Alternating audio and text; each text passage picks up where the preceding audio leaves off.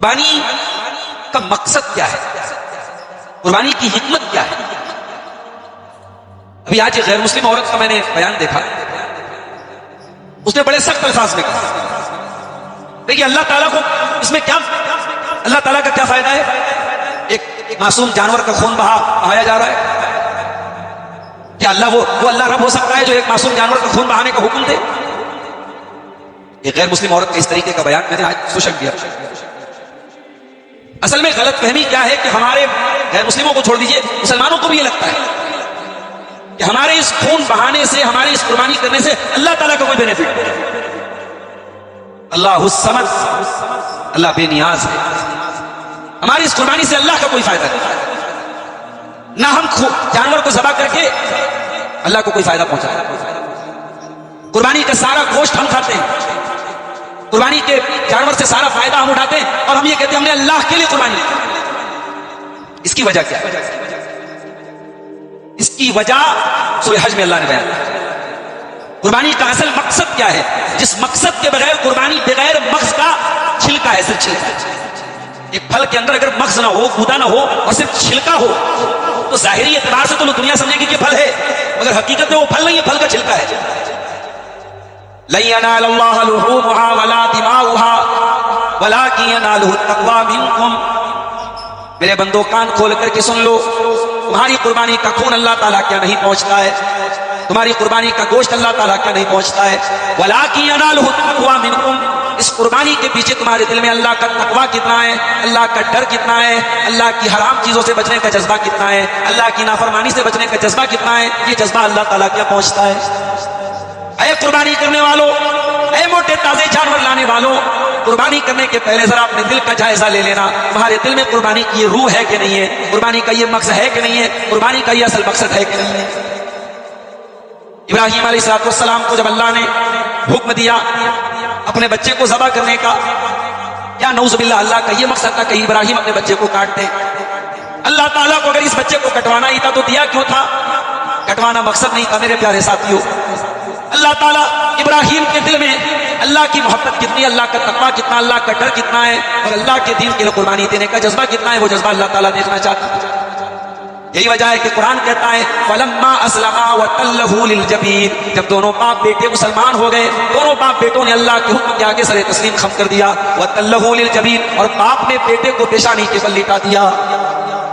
قریب تھا کہ باپ کی چھری بیٹے کی گردن پہ چل جائے۔ وَنَادَيْنَاهُ يَا إِبْرَاهِيمُ، ہم نے آواز دی کہ اے ابراہیم، قَدْ صَدَّقْتَ الرُّؤْيَا إِنَّا كَذَلِكَ نَجْزِي الْمُحْسِنِينَ۔ اے ابراہیم، ہمیں تیرے بیٹے کا خون بہانا مقصود نہیں ہے، تجھ سے تیرا بیٹا چھیننا مقصود نہیں ہے، تیرے بیٹے کو قتل کروانا مقصود نہیں ہے، ہم تو یہ دیکھنا چاہتے تھے ابراہیم تو اللہ کی محبت میں کس حد تک جا سکتا ہے، تو اللہ کے لیے کیا کیا قربان کر سکتا ہے۔ یہ ہے قربانی کی روح۔ قربانی کا مقصد یہ ہے کہ ہمارے دلوں میں یہ جذبہ پیدا ہو جائے کہ اللہ کے لیے قربان کرنے کا جب بھی موقع آیا، جو بھی موقع آیا ہم قربانی۔ یہی وجہ ہے کہ جب ہم قربانی کرتے ہیں، قربانی کے ٹائم میں دعا پڑھتے ہیں، دعا میں ہم کیا اقرار کرتے ہیں؟ ان صلاتی و نسکی و محیای و مماتی للہ رب العالمین۔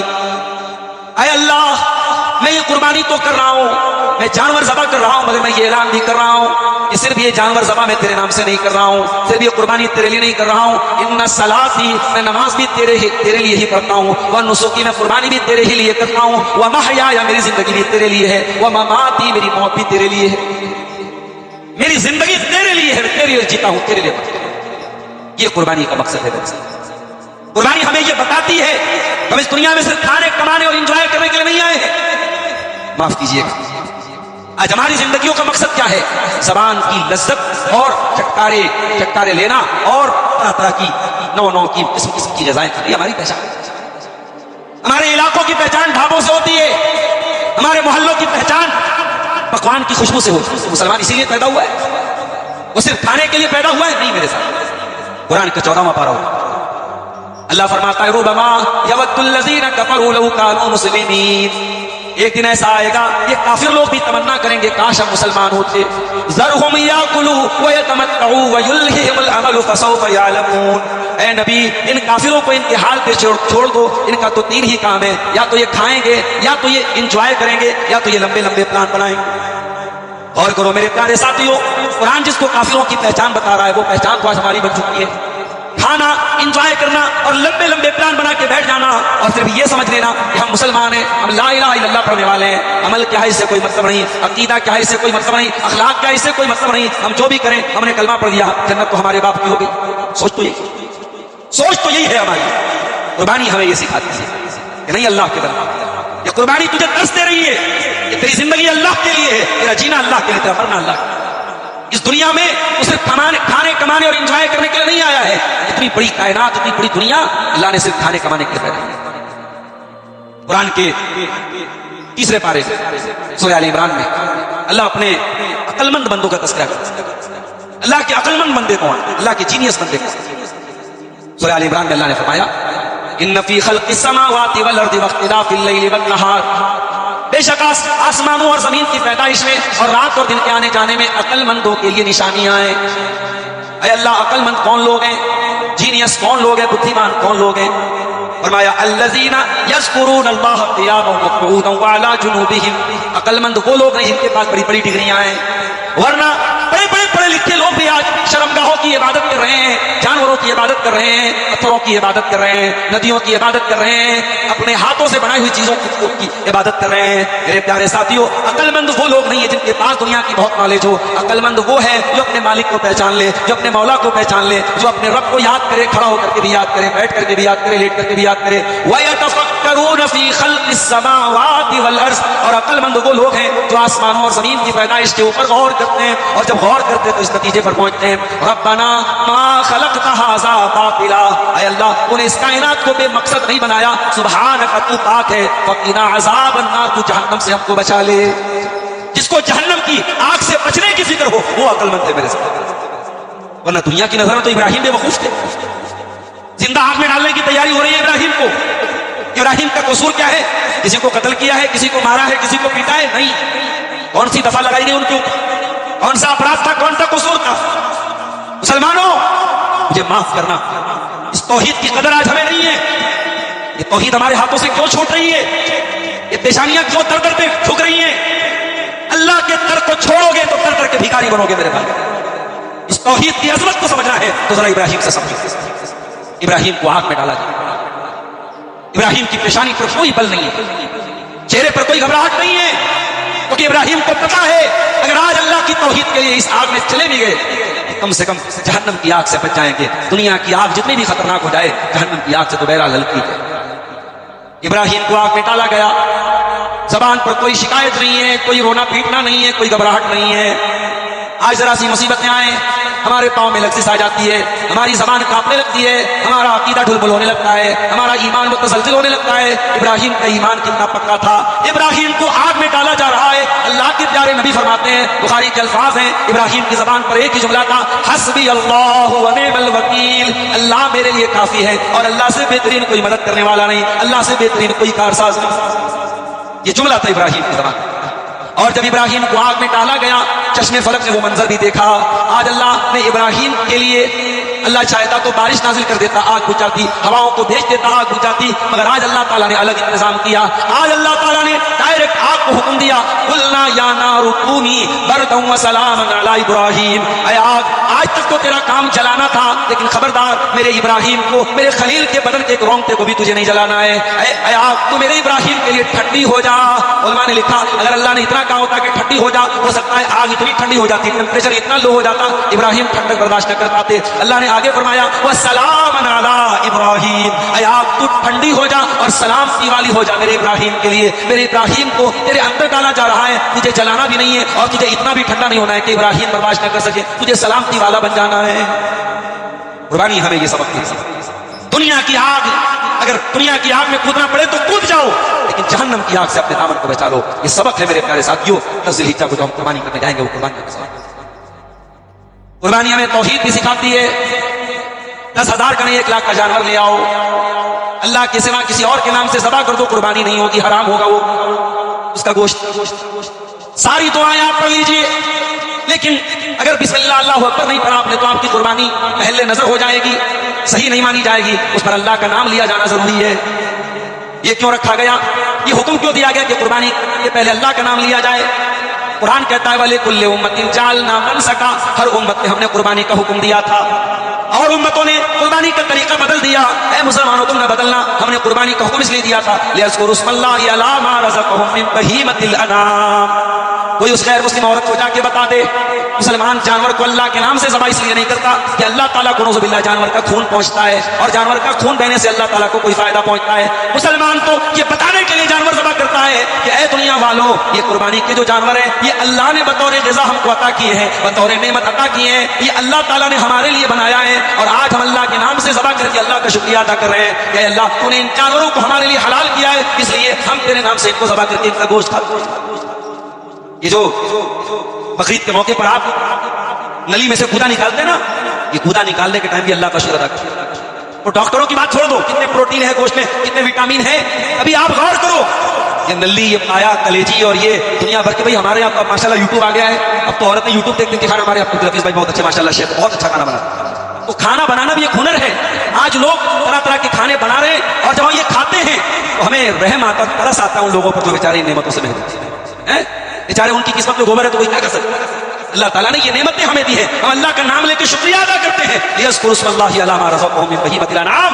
اے اللہ تیرا کرم ہے کہ تو نے ہمیں مسلمان بنایا، اور یہ جانور تو نے ہمارے لیے حلال کیا، تیرے نام سے ہم ذبح کر کے. ہم ان کی عبادت نہیں کرتے، انہیں اپنا معبود نہیں مانتے، ہم انہیں اپنے لیے مسخر مانتے ہیں. ہم یہ عقیدہ رکھتے ہیں کہ اے اللہ یہ قربانی کے جانور تو نے ہمارے لیے بنایا ہے. یہی فرق ہے مسلمان میں اور غیر مسلم میں. مسلمان کریٹر کی عبادت کرتا ہے، اور غیر مسلم میں مشرک کریشن کی عبادت کرتا ہے. یہ بہت بڑا فرق ہے ایک مسلمان میں اور ایک غیر مسلم میں، ایک موحد میں اور ایک مشرک. قربانی کا بہت بڑا سبق توحید ہے. اور اسی لیے آپ ہر سال قربانی کریں. اگر آپ کی زندگی میں توحید نہیں ہے اور آپ کا سر کہیں پر بھی جھکتا ہے اور آپ اللہ کا مقام کسی اور کو دیتے ہیں تو معاف کیجئے کہ قربانیاں اللہ کے آپ کے کام نہیں آئیں. یہ نمازیں آپ کے اوپر ہمارے اوپر مار دی جائیں گی اگر ہماری توحید گڑبڑ ہے، ہمارا عقیدہ گڑبڑ ہے. میرے پیارے ساتھ، ابراہیم نے باپ سے دشمنی مول لی اسی توحید کے لیے، قوم سے دشمنی مول لی اسی توحید کے لیے، وطن سے نکلنے پر مجبور ہوئی اسی توحید کے لیے. اور آج مسلمان اس ابراہیم کا نام لے اور توحید کو نہ سمجھے اور توحید کے نام پہ شرک کرے، اس سے بڑے افسوس کی بات کیا ہو سکتی ہے میرے ساتھ. اس لیے اپنے دامن کو شرک سے بچانا، اپنی پیشانی کی عزت اور لاج رکھنا. مسلمانوں اس پیشانی کو اللہ کے سوا کسی اور کی طرف نہ جھکانا، اللہ کے سوا کسی اور کو مشکل کشا نہ سمجھنا، حاجت روا نہ سمجھنا، اللہ کے سوا کسی اور کی آگے اپنی جھولی نہ پھیلانا. جس نے ابراہیم کو بڑھاپے میں اولاد دی وہ بھی اولاد دے گا. جس نے ایوب کی بیماری دور کی ہماری بھی بیماری دور کرے گا. جس نے یونس کو مچھلی کے پیٹ سے نکالا تو بھی اس مصیبتوں سے نکالا. قربانی ہمیں توحید کا سبق دیتی ہے. قربانی ہمیں یہ بھی سبق دیتی ہے ہمارا ہر عمل سنت کے مطابق ہونا چاہیے. 10 ذی الحجہ کی تاریخ آئی، اللہ کے نبی فرماتے ہیں کہ قربانی آپ کو عید کی نماز کے بعد کرنا ہے. ایک صحابی جن کا نام ابو بردہ بن نیار تھا، انہوں نے قربانی عید کی نماز کے پہلے کر دی. آپ نے دیکھا، آپ نے فرمایا کہ میرے صحابی تمہاری قربانی نہیں ہوئی، تمہیں تو صرف گوشت ملے گا، تمہیں قربانی نہیں ملے گی. صحابی نے کہا اللہ کے نبی میرے پاس ایک بکرا ہے، ایک بھیڑ کا بکرا ہے، بکری کا بچہ ہے، اور وہ جزع ہے، ادنت ہے، قطع نہیں ہے، کیا میں اس کی قربانی کر سکتا ہوں؟ آپ نے فرمایا تم کر لو، تم کو اجازت دے رہا ہوں، کسی اور کے لیے اجازت نہیں ہے. آپ نے اپنے صحابی کو اسپیشل اجازت دی کہ ٹھیک ہے تم نے غلط فہمی میں قربانی پہلے کر لی، ہماری قربانی قبول نہیں ہو، تم دوسرا جانور تمہارے پاس ہے، ادنت ہے، قطع نہیں ہے، تم قربانی کر لو، لیکن کسی اور کے لیے ادنت جانور کی قربانی جائز نہیں ہے. آپ کو قربانی کرنا ہے، جانور کا قطع ہونا ضرور ہے. اس کے بعد نبی نے جملہ ارشاد فرمایا، وہ جملہ سنو. آپ نے فرمایا من ذبح قبل الصلاۃ فقد ذبح لنفسه، جس نے قربانی عید کی نماز کے پہلے کر لی اس نے اپنے لیے قربانی کی، اپنے لیے ذبح کیا. ومن ذبح بعد الصلاۃ، اور جس نے عید کی نماز کے بعد قربانی کی فقد اصاب سنت، فقد تم نسکہ واصاب سنت المسلمین، اس کی قربانی صحیح ہوئی اور اس کو مسلمانوں کے طریقے پر چلنے کا ثواب ملے گا، اس کو نبی کی سنت پر چلنے کا ثواب ملے گا. پتہ یہ چلا کہ صرف آدھا گھنٹے کا ڈیفرنس ہے. اگر آپ کے علاقے میں عید کی نماز مان لیجیے 6:30 بجے ہو رہی ہے اور آپ کو گوشت کھانے کی جلدی تھی، آپ نے 6 بجے قربانی کر دی اور کلیجی ولیجی کھا کے آرام سے آپ آئے، عیدگاہ میں نماز پڑھی آپ نے اور اس کے بعد آپ گھر آئے اور قربانی آپ نے پہلے کر دی، آپ کی قربانی نہیں ہوئی، آپ کو قربانی کا ثواب نہیں سکتا. کیوں بھائی؟ طریقہ تو سیم تھا، اتنی ہی رگیں کٹی جتنی بعد میں کٹتی، وہی تو آپ نے پڑھی، سب کچھ سیم تھا، صرف ٹائمنگ کا فرق ہو گیا. اللہ کے رسول کے الفاظ ہے کہ آپ کی قربانی نہیں ہوئی.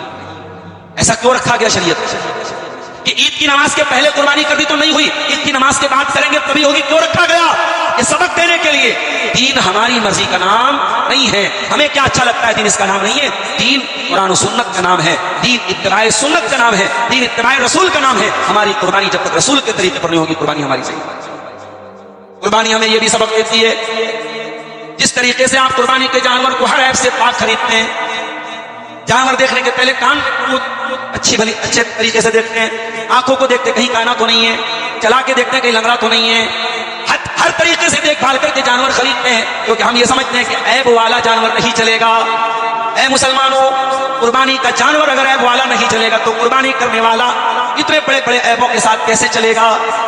قربانی کا جانور کانا بھی نہ ہو، لنگڑا بھی نہ ہو، اندھا بھی نہ ہو، سینگ ٹوٹا بھی نہ ہو، کان کٹا بھی نہ ہو، اور قربانی کرنے والا سود بھی کھاتا ہو، پیاز بھی کھاتا ہو، بے نمازی بھی ہو، حرام خور بھی ہو، یہ کیسے چلے گا میرے ساتھ؟ قربانی ہمیں سبق دے رہی ہے، اگر قربانی کے جانور میں عیب دار نہیں چلے گا تو اے مسلمان تیری نیکیاں بھی عیب دار نہیں چلیں گی، تیرا عمل بھی عیب دار نہیں چلے گا، تیری عبادتیں بھی عیب دار نہیں چلیں گی۔ حرام کمائی سے آپ صدقہ خیرات کتنا بھی ادا کر دیں، آپ کے صدقہ خیرات کے اللہ کے کوئی ویلو۔ سود اور بیاج سے پیسہ کما کے کروڑوں زکات میں بانٹ دیں، اس زکات کی اللہ کا زیرو ویلو ہے میرے خیال سے۔ اللہ کے نبی کی مشہور حدیث سنائیے، اللہ کے نبی فرماتے ہیں ان اللہ طیب لا یقبل الا طیبا، اللہ تعالیٰ پاک ہے اور پاک چیز کو ہی قبول کرتا ہے۔ اللہ نے رسولوں کو بھی حکم دیا یا ایھا الرسل کلوا من الطیبات واعملوا صالحا، اے رسولوں پاک چیزوں کو کھاؤ اور نیک عمل کرو۔ اور اللہ نے ایمان والوں کو بھی حکم دیا یا ایھا الذین آمنوا کلوا مما فی الارض حلالا طیبا، اے ایمان والو حلال چیزیں کھاؤ۔ رسولوں کو بھی حلال کھانے کا حکم، ایمان والوں کو بھی حلال کھانے کا حکم۔ اور اس کے بعد اللہ کے نبی فرماتے ہیں ایک آدمی بڑا لمبا سفر کر کے آتا ہے، یطیل السفر، لمبا سفر کر کے آتا ہے، جبکہ مسافر کی دعا قبول ہوتی ہے، اشعث اکبر، اس کے کپڑے گندے ہوتے ہیں، اس کے بال میلے کچیلے ہوتے ہیں، یمد یدیہ، ہاتھ اٹھا کے دعا کرتا ہے، یا ربی کہہ کے دعا کرتا ہے، ومطعمہ حرام ومشربہ حرام وملبسہ حرام وغذی بالحرام، لیکن اس کا کھانا حرام کمائی کا، اس کا پانی حرام کمائی کا، اس کا کپڑا حرام کمائی کا، اس کی پرورش حرام کمائی کی، ایسے انسان کی دعا کہاں سے؟ میرے ساتھیوں، حرام کمائی سے اپنے دامن کو بچاؤ۔ میرے نوجوانوں، یہ میچ، کرکٹ میچ کی سٹے بازی آج مسلم علاقوں میں زیادہ ہو رہی ہے، یہ آن لائن جوئے کے ایپس مسلمان علاقوں میں زیادہ کھیلے جا رہے ہیں، یہ حرام طریقے سے آن لائن پیسہ کمانے کی دوڑ میں مسلمان نوجوان زیادہ آگے بڑھ رہے ہیں۔ کیوں؟ یہ بزنس کرنا نہیں چاہتا، یہ تجارت کرنا نہیں چاہتا، یہ پراپر چینل سے پیسہ کمانا نہیں چاہتا، یہ راتوں رات امیر بننا چاہتا۔ اس کی کمائی 10,000 ہے، اس کے سپنے لاکھ روپے کے ہیں، اس کی کمائی 10,000 کے فون کی ہے اور یہ آئی فون رکھنا چاہتا ہے۔ تو جب تیرے شوق بڑے بڑے ہیں، تیرے ارمان بڑے بڑے ہیں، تو اپنی چادر سے زیادہ پیر پھیلا رہا ہے، تو ظاہر ہے تو راستے غلط اپنا ہے۔ میرے نوجوان ساتھیوں، اپنے دامن کو حرام کمائی سے بچاؤ۔ میرے یہ حرام کمائی ہمارے گھروں کے چین اور سکون کو برباد کر رہی ہے۔ آج ہمارے گھروں میں جو جھگڑے ہیں، بھائی بھائی کے جھگڑے، باپ بیٹے میں عداوت، ساس بہو کے جھگڑے، یہ جھگڑے کیوں ہیں؟ یہ برکتیں کیوں ختم ہوئی ان حرام کمائی کی وجہ سے؟ قربانی ہمیں سبق دیتی ہے، حرام کمائی سے اپنے دامن کو بچاؤ میرے ساتھ۔ یہ قربانی جس پیغمبر کی سنت میں ہم کرتے ہیں، اسی پیغمبر نے دعا کی تھی وَلَا تُخْزِنِي يَوْمَ يُبْعَثُونَ، اے اللہ مجھے قیامت کے دن تو رسوا نہ کرنا، یوم لا ينفع مال ولا بنون، قیامت کے دن نہ مال کام آئے گا نہ اولاد کام آئے گی، الا من اتى الله بقلب سلیم، قیامت کے دن تو وہی کامیاب ہوگا جو صاف ستھرا دل لے کر کے آئے گا۔ دلوں میں جھانک کے دیکھو، اپنے دلوں کا جائزہ لو، اپنے ہی پڑوسی کی ترقی دیکھ کے جلنا، اپنے ہی بھائی کی ترقی دیکھ کے کڑنا، اپنے ہی بھتیجے اور بھائیوں کے خلاف سازشیں کرنا آج ہمارے سماج کا ایک حصہ بنتا چلا جا رہا ہے میرے ساتھ۔ اللہ کے واسطے اپنے دل کی حفاظت۔ صحابہ کرام اللہ کے نبی کے ساتھ بیٹھتے ہیں، ایک صحابی آتے ہیں، وضو کر کے آ رہے ہیں، داڑھی سے وضو کا پانی ٹپک رہا ہے، ہاتھوں میں جوتا لیے ہوئے ہیں۔ اللہ کے نبی نے فرمایا ابھی اس دروازے سے جنتی آنے والا ہے۔ صحابہ نے دیکھا ایک انصاری صحابی وضو کر کے چلے آ رہے ہیں، داڑھی سے وضو کا پانی ٹپک رہا ہے، ہاتھوں میں جوتا لیے۔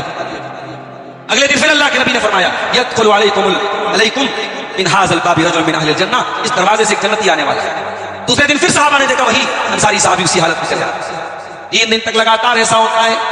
حضرت عبداللہ بن عمرو بن عاص پتہ لگانے کے لیے اس انصاری صحابی کے گھر پہ 3 دن تک قیام کرتے ہیں۔ 3 دن تک ٹھہرنے کے بعد جب کوئی خاص عمل نہیں پاتے ہیں تو پوچھتے ہیں کہ اے میرے انصاری بھائی آپ ہی بتا دیجئے کہ آپ کے اندر ایسا کون سا خاص عمل ہے کہ اللہ کے نبی بار بار آپ کو جنتی بول رہے ہیں۔ انصاری صحابی نے کہا میرے اندر کوئی خاص عمل نہیں ہے, مجھے نہیں پتا اللہ کے نبی نے مجھ کو جنتی کیوں کہا ہے. ہاں ایک چیز میرے اندر ہے, لا اجد فی قلبی غشا لاحد من المسلمین, میں اپنے دل میں کسی مسلمان کے لیے دھوکہ دھڑی نہیں رکھتا. آج جس کے دل میں دھوکہ دھڑی نہ ہو, تو بھولا بھالا ہو, تو سیدھا سادہ, دنیا بے وقوف کہتی ہے اسے, دنیا پاگل کہتی ہے اسے. میرے بھائیوں, اگر اس بے وقوفی اور اس پاگل پن سے اور اس سادگی سے اگر ہمیں جنت مل رہی ہے, یہ گھاٹے کا سودا نہیں, یہ فائدہ نہیں. اپنے دل کو آئینے کی طرح صاف کر لو میرے پاس. قربانی کے جانور کو عیبوں سے اگر پاک خریدتے ہو تو آپ قربانی کرنے والے ہیں. آپ اپنے دل کی صفائی کا بھی اہتمام کیجیے, اپنے دل کو صاف کیجیے, حسد سے, کینہ اور کپٹ سے اپنے دل کو پاک کیجیے اور آگے بڑھیے. قربانی ہمیں ایک اور سبق دیتا ہے, درد دل کے واسطے پیدا کیا انسان, ورنہ طاعت کے لیے کچھ کم نہ تھے کرو گے. فرشتے کم تھوڑی تھے اللہ کی عبادت کرنے کے. اللہ نے ہمیں کیوں پیدا کیا؟ انسان کو اللہ نے اس لیے پیدا کیا کہ ایک انسان کے دل میں دوسرے انسان کا درد. یہ بقرعید کا تہوار جب آتا ہے نا, میڈیا میں ایک طبقہ ایسا ہوتا ہے جس کے پیٹ میں درد شروع ہو جاتا ہے. گوشت ہم کھاتے ہیں, کلیجی ہم کھاتے ہیں, پیٹ میں درد ان کے شروع ہو جاتا ہے. ہر سال میڈیا والے کہتے ہیں صاحب یہ بڑا پردوشن پھیل رہا ہے اور یہ ہو رہا ہے اور وہ ہو رہا ہے. ایکو فرینڈلی بقرعید بنانی چاہیے. اس میں میڈیا میں کچھ ایسے لوگوں کو بھی ہائر کیا جاتا ہے جو بظاہر مسلمان ہوتے ہیں اور جو اپنے آپ کو سیکولر دکھانے کے لیے کہتے ہیں بھائیوں قربانی کرنا ہے نا تو بکرا مت لاؤ, بکرے کی جیسی کیک لے آؤ اور اس کو کاٹ لو تو قربانی بھی ہو جائے گی اور خون بھی نہیں بہے گا, نالی بھی گندی نہیں ہوگی اور پردوشن بھی نہیں ہوگا اور اللہ تعالیٰ بھی خوش اور بندے بھی خوش ہوتے ہیں. تو یہ دراصل ان کو جانوروں سے پریم نہیں ہے, ان کو غریبوں سے نفرت ہے. کبھی آپ نے غور کیا ہے قربانی کے اس تہوار سے کروڑوں غریبوں کے گھروں میں چولہے جلتے ہیں. ہم جو بکرا خریدنے جاتے ہیں, ہم لوگ جو جانور لینے جاتے ہیں, کیسا مسلمان ہوتے ہیں؟ میں بنارس کی بات کرتا ہوں, اب تو دنیا باغ کی منڈی بہت مختصر ہو گئی. اکثر جو بکرا بیچنے والے آتے ہیں غیر مسلم ہوتے ہیں. کوئی سلطان پور سے آ رہا ہے, کوئی گورکھپور سے آ رہا ہے, کوئی آپ کے دلہ پور سادات وغیرہ سائڈ سے آ رہے ہیں, اکثر غیر مسلم. ان کی کمائی ہوتی ہے سال بھر, یہ انہیں بکروں کو پالتے ہیں اور بقرعید کو بیچتے ہیں. ان غریبوں کے پیٹ پہ لات مارنا مقصد. اس بقرعید کے تہوار پہ بقرعید قربانی کے جانوروں کا بھوسا جو بیچتے ہیں, کروڑوں کا کاروبار کر رہے ہیں. جو جانور کے گلے میں جو رسی باندھی جاتی ہے وہ رسی بیچنے والے کروڑوں کا ٹرانزیکشن کر لیتے ہیں. پھر قربانی کا جو گوشت بنانے والے کسائی ہوتے ہیں, وہ کسائی بیچارے عام دنوں میں کوئی ان کو پوچھتا نہیں ہے اور بقرعید والے دن وہ راج کرتے ہیں صاحب, ان کو ڈھونڈ ڈھونڈ کے پکڑا جاتا ہے. کسائی سے زیادہ قیمتی کوئی نہیں ہوتا بقرعید والے, کروڑوں کا کام وہ کر لیتے سارے کسائی. پھر یہ جو گوشت ہم اکیلے تو نہیں کھا جاتے, بڑا دلتر انسان ہوگا, بڑا ہی بخیل ہوگا جو اکیلے سارا کھا جائے. ہمارے آواز لوگ کیا کرتے ہیں, اس سال کی بقرعید کا گوشت اگلے سال تک چلاتے ہیں. اللہ کے بندے رحم کر دوں جانور کے اوپر, جب تک وہ گوشت جو ہے بالکل بدبو نہ کرنے لگے اور فریج میں سے آواز نہ آنے لگے بھائی مجھے معاف کرو, تو وہ کھاتے رہتے. تو اللہ نے کہا فَكُلُوا مِنْهَا وَأَطْعِمُوا الْبَائِسَ الْفَقِيرَ, قربانی کا گوشت خود بھی کھاؤ اور غریبوں کو محتاجوں کو کھاؤ.